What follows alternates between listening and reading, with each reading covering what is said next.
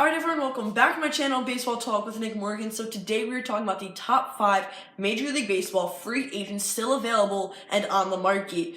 These 5 players are going to be beneficial to any team they find themselves on in 2019 and beyond. And I really just cannot wait because in just over a week, we have pitchers and catchers reporting to spring training, followed by everyone in spring training. And then of course you have opening day in a little over a month. Baseball's right around the corner, guys, and I really cannot wait. Super exciting times. And we're going to start this video by saying, though there is a list of only 5 players, a lot of names were considered for this list. We have 2 notable guys we're going to talk about, and I can't touch on everyone that is still a free agent, unfortunately, but once they sign with the team, I will go ahead and cover it, as you guys know.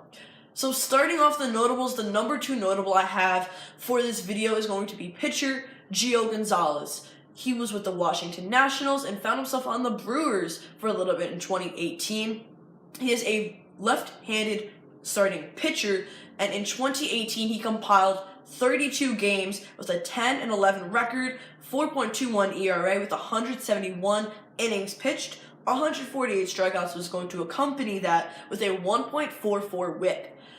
These stats might make it go but his career stats are a little bit better. Let me throw them at you here. In 313 total games, he is 127-97 with a 3.69 ERA, 1,814 innings pitched, 1,748 strikeouts. This guy is just really good when he's on his best. And honestly, we're going to see a little bit of a pattern here, but I think Gio Gonzalez will end up signing back with the Brewers, the team he ended up with at the end of 2018. Like I said, we're going to see that with a few other players, I think, in this list, but rightfully so. At this point in time, if people haven't offered, or if teams haven't offered players a deal, I don't really think anything new is going to happen, unless it's just like something completely out of the blue, a mystery team, or just, you know, something like the Yankees offered Bryce Harper $350 million. No, I'm just kidding. But our next notable, our final notable before we get into top 5 is going to be Houston Astros, Marwin Gonzalez. Now, Marwin Gonzalez is a left fielder. He is a switch hitter and a right-handed outfielder, I guess. Switch hitting really comes in big for a lot of teams because some teams lack left-handed batting, some teams right-handed batting. So I do think he's going to land on the Astros, but no matter where he goes, he's definitely going to be necessary and a key player. He won the World Series with the Astros in 2017, and in 2018, he had 489 at-bats with a 247 average, 16 home runs, 68 RBIs, 2 stolen bases, and a .733 OPS. He's had himself a pretty good year. His average for his career is slightly higher than what he put up number-wise last year, but I think this guy is going to be good either way. Like I said, no matter where he goes, I do think it's going to be Houston. He will be needed, and he'll produce a lot. So making our way to the top 5 list, our guy in the number 5 slot is going to be third baseman Mike Moustakas. Mike Moustakas started off with the Kansas City Royals, and just like Gio Gonzalez, found himself on the Milwaukee Brewers in 2018 as they made their way pretty far into the postseason. In 2018, Mike Moustakas had 573 total at-bats with a 251 average, hitting 28 home runs and bringing in 95 runs with 4 stolen bases and a .774 OPS. Now, his career average is actually exactly 251, so those numbers that he posted last year were pretty accurate, and the OPS is 737 for him career-wise, so he was a little bit higher than that, actually, last year. Mike Moustakas is really good. The only thing that's really keeping people from going after him is Manny Machado, who we're going to talk about later. They don't know how much to pay Mike Moustakas because they don't really have a baseline for him. Once Machado is signed, Mike Moustakas will be shortly thereafter. He'll find himself on a team. Moving into the number 4 spot, we have starting pitcher Dallas Keuchel. Now, before we talk any more about Dallas Keuchel, I just want to say at this point in time, with like pitchers and catchers reporting, and I think it's like 8 or 9 days, I'm surprised how many pitchers are still left on the market. Dallas Keuchel, Gio Gonzalez. We're going to talk about a closer next, actually, who's really good, still in the free agency market right now. I don't know how. I think teams would have scooped these guys up at this point in time, but obviously not. But fine by me because Dallas Keuchel makes his way onto the top 5. In 2018, Keuchel threw 34 games. He was 12-11 with a 3.74 ERA. He pitched 204.2 innings and threw 153 strikeouts with a 1.31 whip. His career stats: in 192 games, he's 76-63 with a 3.66 ERA, 1,189.1 innings pitched with 945 total strikeouts and a whip of 1.25. Keuchel again was with the Astros at the end of last season, won the World Series with them in 2017, and he's one of those guys I believe will go back to their team from the previous season. I find him with the Houston Astros. They have a really solid team at the moment, and I think just making sure he gets back there and securing that one extra guy in the rotation will definitely help. They have Verlander, they have Garrett Cole. If they get Keuchel back off Keuchel and the great infield and outfield they have, they'll be unstoppable. They'll make it to the postseason again, most likely in 2019. Now, our number 3 guy is closing pitcher Craig Kimbrell, Boston Red Sox.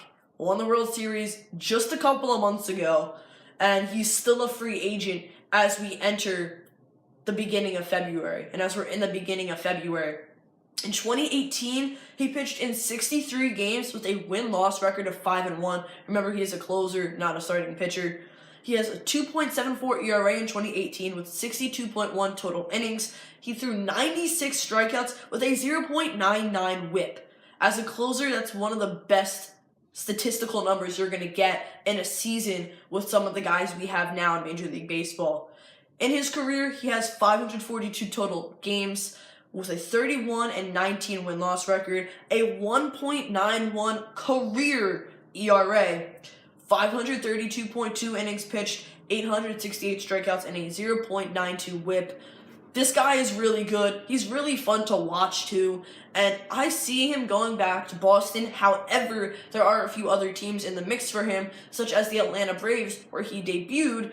Boston, of course, and the St. Louis Cardinals have been reportedly in on Craig Kimbrell. If they were to get him, that would add to some of the really good additions they have brought to their team this offseason in Paul Goldschmidt and Andrew Miller.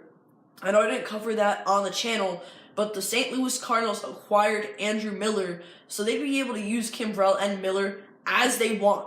And if they have a lead, even if it's a small lead, they will be able to get out of that, or they will be able to maintain that very easily, and I think get wins with those pitchers and those closers and those relievers if they do sign Kimbrell. Again, I'm assuming he's going to go back to Boston. They just came off of a World Series championship. He's probably going to want to win, and, that's where I see him fit the most out of the 3 teams.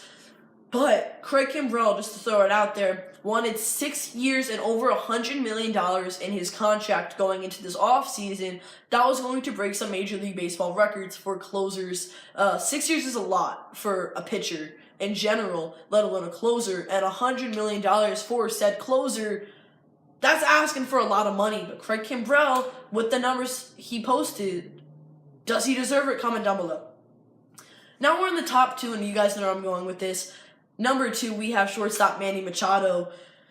2018, 632 at-bats, a 297 average, 37 home runs, 107 RBIs, 14 stolen bases, a .905 OPS.